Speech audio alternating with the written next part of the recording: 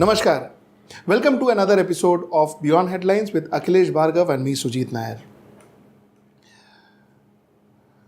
You see, compared to, say, the United States of America, our per capita income is nowhere. What an average Indian earns compared to what an average American earns? Nowhere, no match. But very interestingly, a household saving of a common Indian is far higher than the household saving of an American. Now that's good, because a common Indian, a lower middle class Indian saves from whatever he has, he saves a bit and puts it.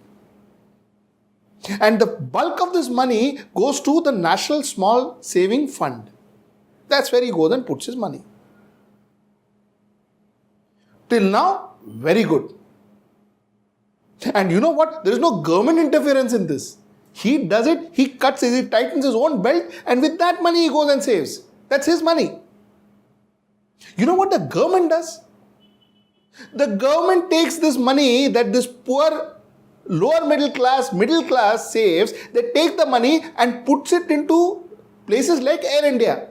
They dump these money into corporates like Air India, which are continuously been bleeding, and for the next 100 years doesn't look like it is going to recover.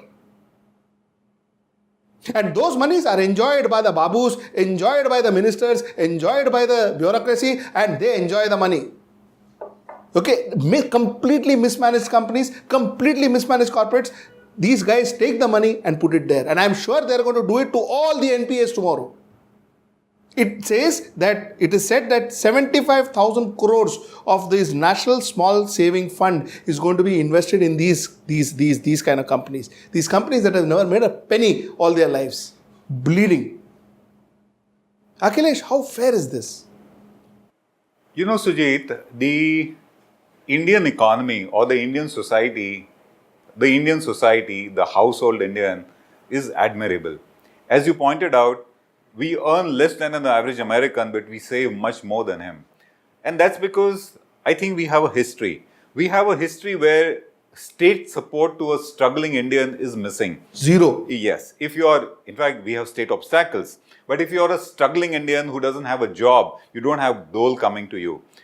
It's only if you're one of those Manrega kind of characters in rural India where you can probably go and get that 100 or 200 rupees a day. But that is again no employment being given fruitfully really. It doesn't add to his identity. So we have a history where state support is missing in our struggles. So we have learned to struggle on our own, and for that the bulwark of our existence is savings. So we save. Now savings are handed over to the government in various forms. They are handed over to the government by way of bank deposits. We hand over bank deposits to the government and NPS get created. You see the size of NPS that are created. Savings are handed over to the government in the form of life insurance policies, and see what LIC does to your money. It goes and invests some 50,000 crores in a bankrupt bank called IDBI Bank. All its investments in all public sector banks have not given a return on their investment, and that's your money. It's not their money. They are trustees handling your money. Another area that they invest in is this postal savings or PPF, which goes in National Savings Fund. That again you have handed over to the government. So we are saving and handing it over the government in expectation of safety and return.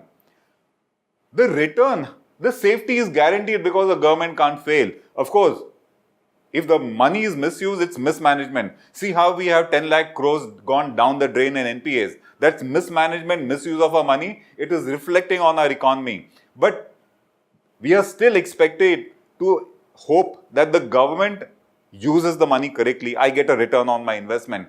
If LIC had, for example, invested its money prudently in corporates which had given it a return, I'm sure as a LIC policyholder, I would have got a better bonus out of LIC, which I have not got. So we end up giving all our money to the government, whether it is EPFO. You know, the EPFO is an organization wherein all our provident fund money goes, holds funds to the tune of upwards of 7.5 lakh crores.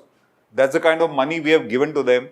So we keep on handing over our money to the government for safekeeping and return. We get no return on it virtually. When I say we don't get a return on it, we should have got a better return. But what does the government do with it? It is insensitive to the hardship behind our savings, and it goes into an Air India. So what hit your and my attention was last month, the government decided to give another 1,000 crores out of National Small Saving Fund to a bankrupt organization like Air India, where it will never come back. Correct. Experts, government experts are on record saying that with the kind of debt that Air India has, 50,000 crores, it can never be made profitable. In other words, that money, 1,000 crores of National Small Saving Fund has gone down the drain. We are seeing insensitivity in terms of handling public savings across the board in India. You know, ironically, Akhilesh, to be putting it in a very, very common man's term, you know, what I see as a common man, a layman, absolutely no understanding much of finance and all that. As a layman, you know, even today you stand outside the Air India counter and look at the way they treat you. Look at the way a flight stewardess treats you in Air India. Okay, not only are they draining our tax monies, not only are they're creating losses because of the kind of treatment they met out to people and the kind of welcome they give the people, okay? They also now are taking away our savings. तो हमारा tax ही नहीं, now savings ले रहे हैं companies like this. See, there is no problem for a company, for a country to invest in something which is doing well. Okay, we have no problem. No taxpayer or no Indian would ever say that not to invest in growth, not to invest in infrastructure, or not to invest in companies which are doing well, and possibly because of some odd reason, global problems, global recession and all. If the companies do well, you invest in that company, one can understand. And one absolutely understands. But this is absolutely, what do I call it? It's criminal waste of public resources. See, Sujit, the criminal waste, I'll take an extension further on it. NPAs, 10 lakh crores lost by banks. You know, at the rate of 10% interest, you get 1 lakh crores on a base of 10 lakh crores. That's enough for me to fund the entire infrastructure needs of Mumbai. Correct. So, it is not just that we lost the principal, the opportunity cost of the money also got lost, and it was an aggregation of small savings. It was you and I, household savings which got aggregated and they got misused because the government is not sensitive about it. These are national small savings. You know the kind of interest that is paid on them, 8%. If it was more fruitfully used, maybe they would have paid 12%. That is what the common man wanted, but he got denied. Because the government is insensitive about the usage of this fund. It is like, oh, I have a problem. Where do I get the fund from? Oh, national saving mein kitna pada hai, usko utna de do. That is the attitude with which it works. Did you really look into the reason why the small man gave you his savings and what he expected out of you? You did not look into it. Correct. And they wouldn't look into it either because I think empathy is lost long time They ago. have been doing this across the board, Sujit. Last year, they compelled ONGC. To buy HPCL. ONGC had to drain out 90% of its cash flows for the purpose of buying a government entity because disinvestment had failed. Now, how does that hurt? ONGC needs money for oil exploration. 80% of our oil is imported. ONGC doesn't have the resources today because the government said HPCL kharido. That was another way in which, you are not handling funds with responsibility. NHAI was asked to give 20,000 crores to the government because the government needed money. I mean, it is in this way that any fund available with the government gets drained. Finally, it impacts us at the ground level. If I had that 10 lakh crores and I had a return of 10% on that 10 lakh crores, I would be having world-class infrastructure in all my cities. I don't have it today. Correct. Akhilesh, you know what? The reason possibly we do beyond headlines and we recap topics like this is because it's our desire.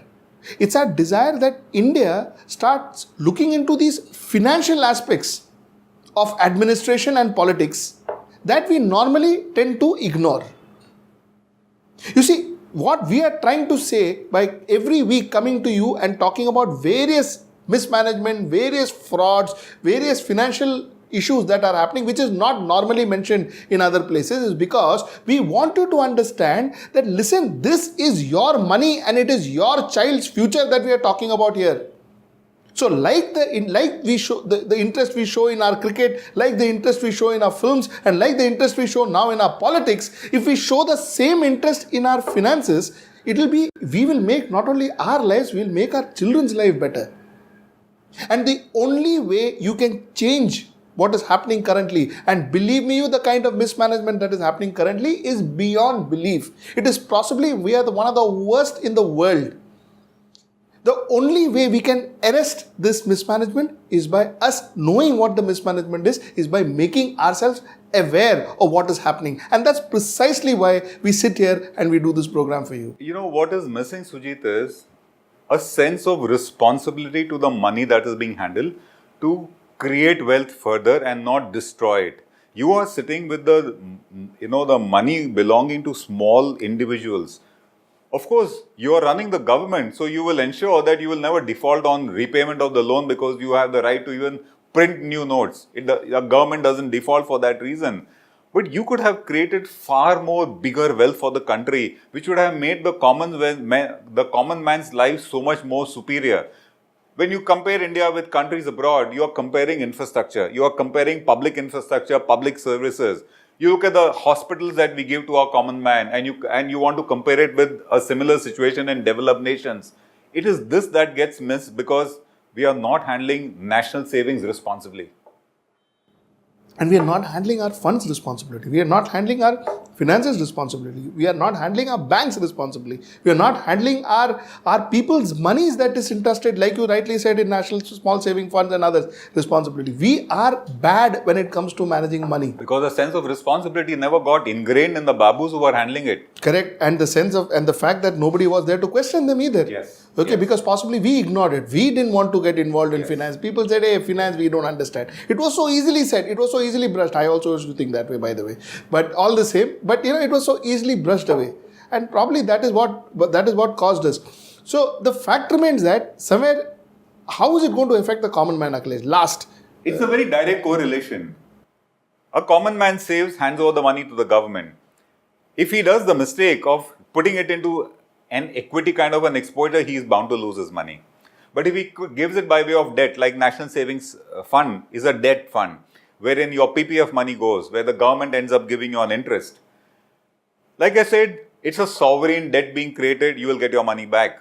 But the question is, was the money put to good use for the country? The answer is no. If you're putting in money of 1,000 crores from National Small Savings Fund into, supporting a loss-making item like Air India, where the government itself admits that with this kind of a debt, it will never be viable and profitable, you are destroying the wealth that could have got created out of it. So that's the first situation. And by doing that, you're only, as you rightly pointed out, facilitating inefficiency in the country.